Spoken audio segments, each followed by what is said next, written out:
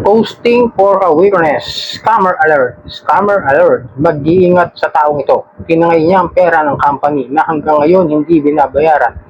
Huwag pagkatiwalaan. Magaling lang umutang kapag sinisingil, wala nang paramdam. Kung sino-sino pa dinadamay sa utang niya na wala namang kinalaman. Hashtag scammer, hashtag stapador. Reminder, wanted scammer. Tingnan niya, mamaya may picture yan. Pero hindi mapapakita sa inyo. Siyempre, mahirap na. Okay? At kung ano yung nakalagay doon sa picture ay papakita ko rin mamaya. Display, babasahin ko yung kasulat. Okay? Pero bago lahat, lalambing po ako sa inyo na pakisuportahan ang aking mga social media account, Facebook, TikTok at ang aking YouTube channel. At kung nakatulong sa inyo ang video ito, malaking tulong po yung simple yung pag-like, malaking tulong po yung simple yung pag-share.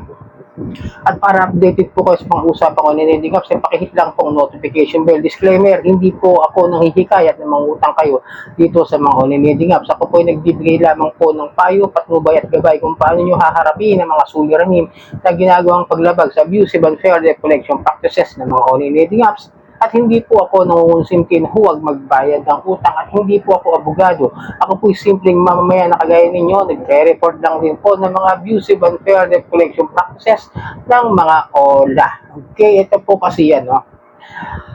Post ito ng isang OLA agent na lininawin ko lang, hindi ho natin alam kung anong OLA siya nagtatrabaho, kung saang agent siya nagtatrabaho, pumapasok. Okay, kasi most of them hindi ho talaga maglalagay ng company nila yan kapag sila nagpo-post na mga nangutang dito sa mga online lending apps kapag hindi nakakabayad. Okay? Na ito kasi ito isa sa mga modus nila na matagal na nilang ginagawa kapag may utang ka sa OLA tapos di ka nakabayad. Automatic posting ka agad yan. Pero ngayon, ulitin ko ha, hindi ho natin alam.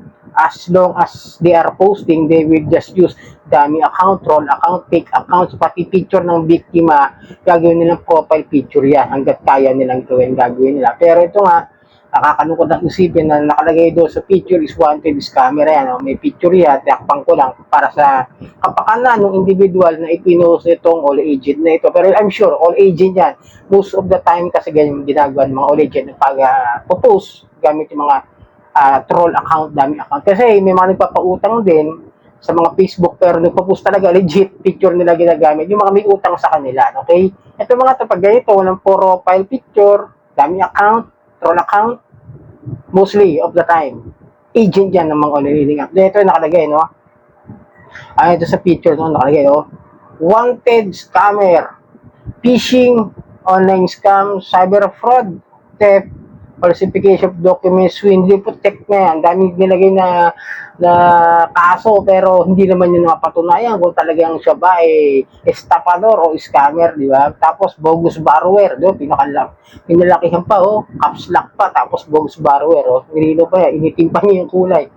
Hinihiling namin ang inyong malawak na kooperasyon sa kinaroroonan ng taong nasa larawan, 30,000 pabuya sa makakapagbigay impormasyon ng kinaroroonan nito. Mangyaring ipagbigay alam sa himpilan ng pinakamalapit na himpilan ng kapulisan sa inyong lugar.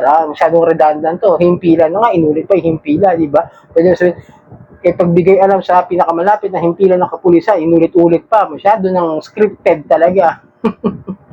Pero ulitin ko yung mga ganito, pag yung mga yan nagpo-post sa mga Facebook pages o sa kahit sa ang social media, yung mga all agent na yan, kahit sabihin nyo may utang ho kayo, lilinawin lang natin, kahit totoong may utang kayo, bawal na bawal ho yung mga ganitong klase ng mga pagpo-post sa social media. Papasok po talaga yan sa cyber libel o sa pamamahiya na may paninirang puri. Tulad niya, tinawag ni scammer, may utang pala dito sa mga online lending apps. So, napatunayan ba nila?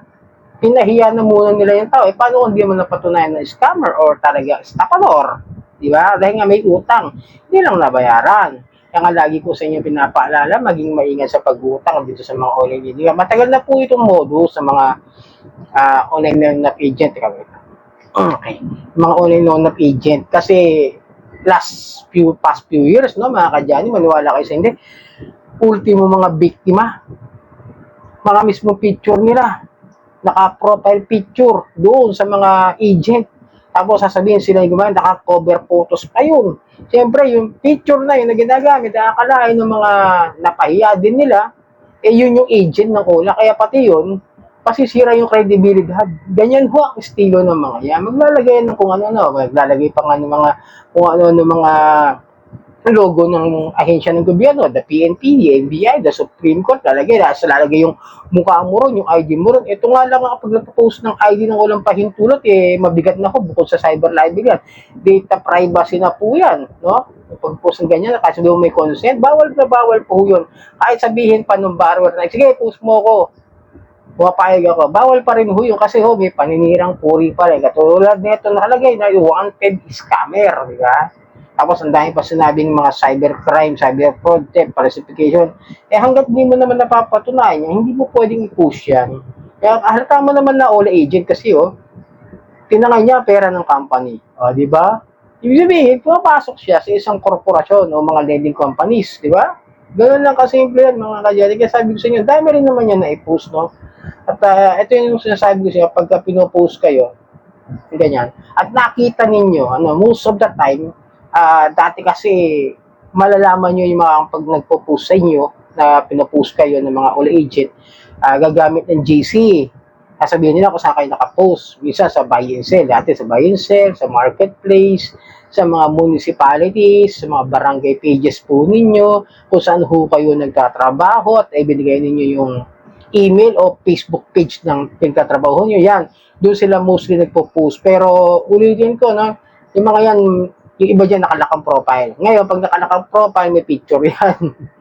Kaya ginagamit. Pero pag yung mga nag-ito, yung mga walang profile picture, kung saan ho magpo-post yan. At hindi nyo basta-basta makikita kasi hindi yan lumilitaw agad-agad sa mga wall natin o sa mga tawag doon sa tinatawag na Facebook page walls natin, sa Facebook page o sa mga Facebook groups, hindi yan basta-basta lumilitaw.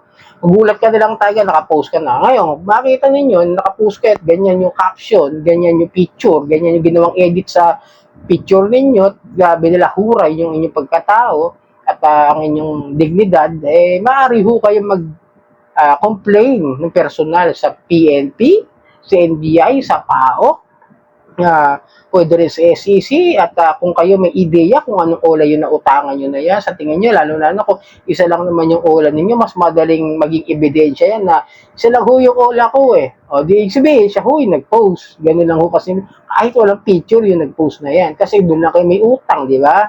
Di mas madali. I-report nyo yun kasi mas mabigat ho yung magiging kaso nila sa mga ganyan. Dahil pwedeng isampa dyan. Data privacy, cyber libel, just fixation, kung ano naman, basta maaari. At sa totoo lang, mas malaki yung tulong nito kapag kayo mismo yung nagreklamo at kayo mismo yung na-post, di ba? Kaya nga, yung aking YouTube channel is nag-update lagi sa mga kaganapan dito sa mga OLA agent na gumagawa ng mga maling pamamaraan ng paniningil ng mga kanilang pautang dito sa mga OLA agent. So sana nakatulong, maging maingat po kayo sa pag-utang dito sa mga OLA. Maraming po salamat sa ulitin. Okay?